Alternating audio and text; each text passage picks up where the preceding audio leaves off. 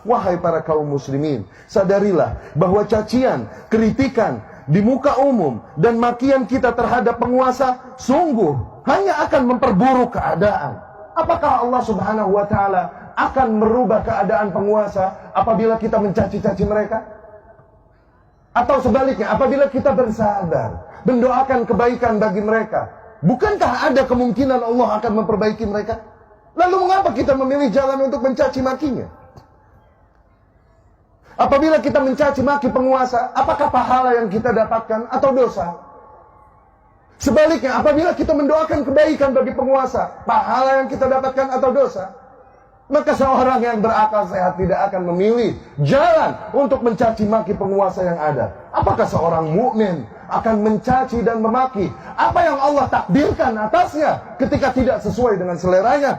Maka ikhwani rahimakumullah, dengan ini, di hari kemenangan ini, di hari fitrah ini kami tegaskan bahwa kami ahlu sunnah berlepas diri dari mereka yang turun ke jalan dan mencaci memaki para penguasa dengan menyerukan takbir.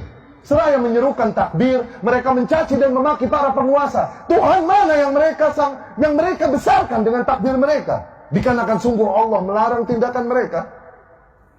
Kami berlepas diri dan mengingkari mereka yang turun ke jalan mengaku membela Al-Quran, namun dengan itu mereka menggunakan kata-kata kotor, menjijikkan, dilemparkannya kepada para penguasa. Al-Quran yang mana yang mereka maksud, mereka bela? Jelas larangan di dalam Al-Quran. Perintah Allah Subhanahu wa taala kepada Fir'aun, kepada Musa dan Harun alaihissalam, idhaba ila Fir'aun. Pergilah kalian berdua, hampiri Fir'aun, penguasa yang ada pada kalian. Hampiri. Wa qula lahu qawlan layyina. Katakanlah oleh kalian berdua kepada Fir'aun kata-kata yang lembut. La'allahu yatadzakkar aw yakhsha. Siapa tahu dengan itu dia menjadi insaf dan takut pada Allah. Apakah penguasa kita lebih buruk dari Fir'aun? Sehingga tak lagi kita menghampirinya dengan adab, namun dari jalanan dan mimbar kita memakinya. Apakah penguasa kita lebih buruk dari Fir'aun yang yasumuna abna'akum wa yastahyuna nisa'akum, membantai anak-anak laki kalian, membiarkan wanita hidup, yang berkata inni rabbukumul a'la, akulah Tuhan kalian yang maha tinggi? Apakah penguasa kita lebih rusak dari Fir'aun sehingga tidak lagi kata-kata lembut yang kita gunakan untuk menegurnya, tapi kata-kata kotor, makian, cacian kepadanya? Kami berlepas diri dari kaum yang melempari para aparat dengan batu dan panahan. Dengan itu seraya mereka bersalawat kepada Nabi Sallallahu Alaihi Wasallam. Nabi mana yang mereka sanjung dengan salawat mereka? Sesungguhnya Nabi Sallallahu Alaihi Wasallam melarang tindakan demikian. Nabi bersabda, "Man arada an yansaha lis-sultan," barang siapa yang hendak membawakan nasihatnya kepada penguasa, falyakhudh biyadihi, maka agar dia ambil tangannya, wa yakhlu bih, dan berdua-dua dengannya.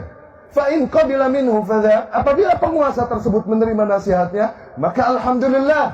Wa illa, namun apabila penguasa tersebut tidak menerima nasihatnya, faqad adda alladhi ma alaih, maka ia telah menunaikan kewajibannya. Dia tidak memiliki hak memaksa kepada para penguasa dengan adab dan baik.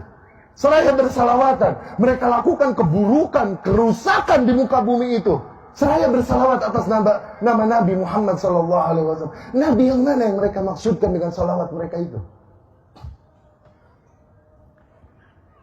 Orang-orang mati di antara mereka, mereka sebut dan mereka syiarkan dengan nama mati syahid. Dikarenakan tindakan yang mereka lakukan katanya adalah jihad fisabilillah. Sungguh para aparat yang berjihad menghalau kalian yang hendak membuat pintu kerusakan dan fitnah pada umat. Aparat yang berjihad, bukan mereka. Adapun yang mati di antara mereka, sebagaimana Rasul katakan, man mata walaysa ala unuqihi bai'ah. Di sabda lain Rasul sallallahu alaihi wasallam bersabda, man kharaja min at-ta'ah, barang siapa yang membangkang kepada penguasa, kalaupun hanya sejengkal, summa mat, kemudian dia mati dalam keadaan itu, mata mitah jahiliyah, dia mati dalam keadaan bangkai jahiliyah. Syahid apa yang mereka maksudkan? Nabi mana yang mereka jadikan tuntunan untuk tindakan mereka? Di mana mereka dari anjuran Allah dan Rasulnya ini sallallahu alaihi wasallam? Ikhwati rahimakumullah, demi Allah banyak nilai yang ingin kami sampaikan. Namun dikarenakan terbatasnya waktu, kondisi, maka kami cukupkan sekian. Terakhir kami pesankan sebuah pertanyaan. Tanyakan ini pada diri kalian masing-masing. Tanyakan ini pada lubuk hati kalian yang paling dalam dan nurani kalian. Apakah kebencianmu, kekecewaanmu kepada para penguasa yang ada padamu adalah alasan yang cukup bagimu untuk merusak keamanan dan menghancurkan persatuan negeri ini?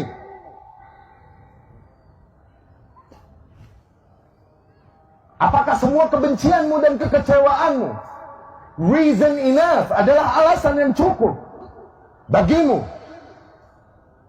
untuk ikut memberikan sumbangsih dalam tindakan-tindakan yang mengacaukan persatuan negara, mengancam keamanan negara, membuka pintu fitnah, penjarahan, dan lain-lain? Demi Allah, mereka yang bergerak dengan nama Islam sama sekali tidak mewakili ajaran Islam yang mulia ini.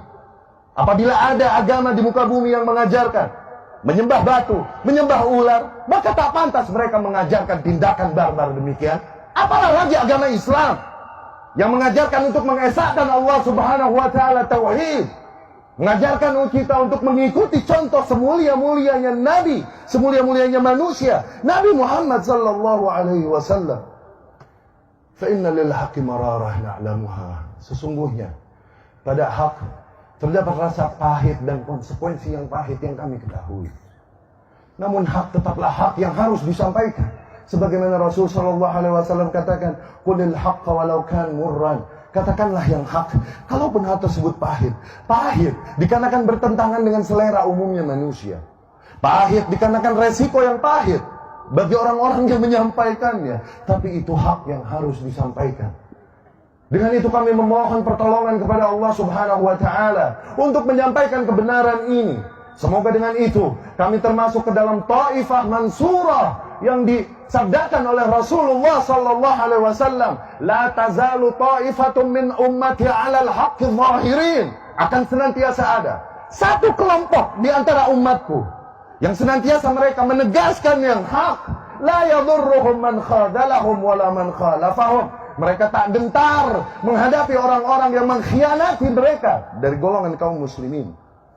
Dan juga tak gentar menghadapi orang-orang yang menentang mereka dari golongan kafir.